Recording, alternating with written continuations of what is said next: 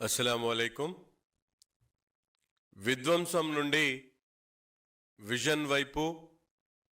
అరాచకం నుండి అభివృద్ధి వైపు అడుగులేస్తూ ఈ 18 నెలల కాలంలో ప్రజా వ్యతిరేక విధానాలతో ప్రజల్ని ఇబ్బందులు పెట్టినటువంటి సైకో పరిపాలనను అంతమొందించి ఈ 18 నెలల కాలంలో కూటమి ప్రభుత్వం ఏర్పడిన తర్వాత ప్రజలకిచ్చినటువంటి ప్రతి ఒక్క వాగ్దానాన్ని నెరవేర్చుకుంటూ, ముఖ్యంగా ఆనాడు